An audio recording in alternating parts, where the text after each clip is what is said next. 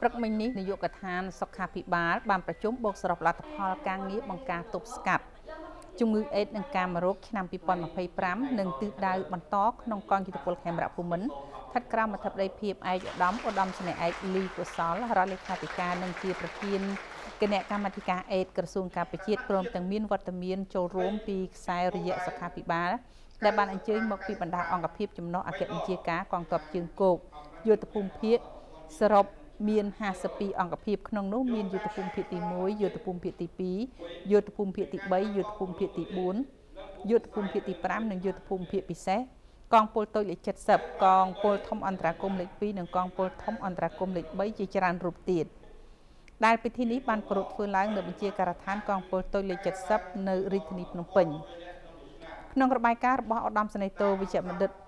សៅស៊ីដូណានាយករងនាយកដ្ឋានសុខាភិបាលក្រសួងការពារជាតិបានបញ្ជាក់ថាដោយបានការគ្រប់គ្រងនិងសហការល្អពីអាជ្ញាធរជាតិប្រយុទ្ធនឹងជំងឺអេដអង្គការដៃគូនាយកដ្ឋានសុខាភិបាលបានអនុវត្តស្របតាមគោលនយោបាយថ្នាក់ជាតិបញ្ចប់អេដឆ្នាំ2025និងជេរភាពកម្មវិធីអេដឆ្នាំ2023ដល់ឆ្នាំ2028ដោយផ្អែកតាមរបាយការណ៍ថ្នាក់ជាតិស្តីពីគោលដៅ95និងលទ្ធផលសម្រាប់បានធៀបនឹង95ដែលឡែកខាងកងកម្លាំងតាមរបាយការណ៍ថ្នាក់ជាតិគឺស្ថិតក្នុងក្រមប្រជាជនទូទៅដែរ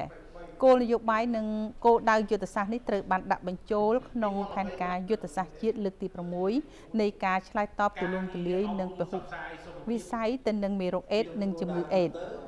កិច្ចប្រជុំនេះមិនត្រឹមតែជាការបូកសរុបនិងកំណត់ទិសដៅអនុវត្តបន្តប៉ុណ្ណោះទេប៉ុន្តែជាឱសថដ៏មានតម្លៃក្នុងការចែករំលែកបទពិសោធន៍ស្វែងរកដំណោះស្រាយរួមគ្នានិងបង្កើតចក្ខុវិស័យសម្រាប់អនាគតកងយុទ្ធពលខេមរៈភូមិន្ទផងដែរបន្ទាប់ពីមតិសម្ដែងសម្ដាររបស់ឯកឧត្តមវិជ្ជបណ្ឌិតហេងហៃអគ្គលេខាធិការរងអាជ្ញាធរជាតិប្រយុទ្ធនឹងជំងឺអេដបានផ្ដល់អនុសាសន៍ស្ដីពីបច្ចុប្បន្នភាពមេរោគអេដជំងឺអេដ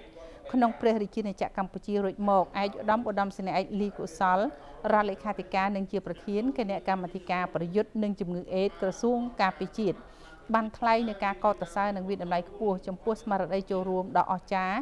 របស់យោធិនទាំងអស់ដែលបានផ្ដល់កិច្ចសហការយ៉ាងសកម្មជាមួយកម្មវិធីផ្សព្វផ្សាយអប់រំណែនាំទប់ស្កាត់បង្ការនិងការការពារជំងឺអេដដែលជាកិច្ចការដ៏សំខាន់មួយជួយដល់ការរក្សាបាននូវប្រភពធនធានមនុស្សដ៏ចាំបាច់សម្រាប់ការពារប្រទេសជាតិឯកឧត្តមបានគូបញ្ជាក់ថាបើទោះបីជាមានវឌ្ឍនភាពល្អក៏ដោយក៏នៅតែមានបញ្ហាប្រឈមជាច្រើនដែលតម្រូវឲ្យមានការដោះស្រាយបន្តក្នុងកងយុទ្ធពលខេមរៈភូមិន្ទដែលមានផ្ទុកមេរោគអេដនៅមិនទាន់ដឹងពីស្ថានភាពរបស់ខ្លួនដែលធ្វើឲ្យពួកគេមិនទាន់បានទទួលការព្យាបាលនិងមានហានិភ័យខ្ពស់ក្នុងការចម្លងមេរោគអេដទៅកាន់អ្នកដទៃហើយអ្នកផ្ទុកមេរោគអេដមួយចំនួនមានការខ្មាស់អៀនលាក់លៀមមិនព្រមទៅធ្វើតេស្តនិងទទួលការព្យាបាលក្រៅពីនេះក៏នៅមានប្រភពចម្លងមេរោគផ្សេងទៀតពីស្ត្រីបម្រើសេវាកំសាន្តសប្បាយក្រុមបរោះស្រឡាញ់បរោះក្រុមបំផ្លែងភេទនិងក្រុមប្រើប្រាស់គ្រឿងញៀនជាដើមឯកឧត្តមសេនីយ៍ឯកលីកុសលក៏បានគូរំលេចផងដែរថាកន្លងមកក្រុមការដឹកនាំនឹងការយកចិត្តទុកដាក់ពីសម្ដេចអគ្គមហាសេនាបតីតេជោហ៊ុនសែនអតីតនាយករដ្ឋមន្ត្រី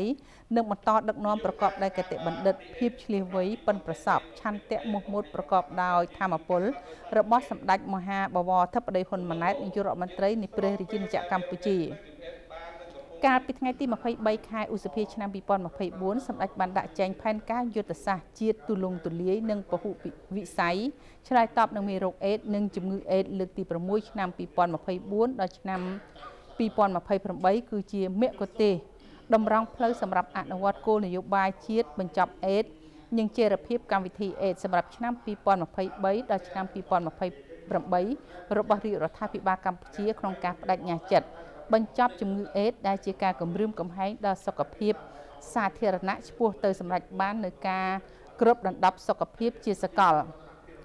ដើម្បីអនុវត្តគោលនយោបាយជាតិលុបបំបាត់មេរោគអេដនិងជំងឺអេដក្រសួងការពារជាតិក្រោមការដឹកនាំរបស់រាជរដ្ឋាភិបាលនឹងការយកចិត្តទុកដាក់ពីនាយឧត្តមសេនីយ៍ទាសីហាឧបនាយករដ្ឋមន្ត្រីក្រសួងការពារជាតិនិងក្នុងនាមគណៈកម្មាធិការប្រយុទ្ធនឹងជំងឺអេដក្រសួងការពារជាតិបានជំរុញលើកទឹកចិត្តដល់គ្រប់បណ្ដាអង្គភាពទាំងអស់ត្រូវយកចិត្តទុកដាក់ជាពិសេសលើការអភិវឌ្ឍសមត្ថភាពតាមរយៈការគ្រប់គ្រង នៅហានិភ័យខាងផ្នែកគំនិត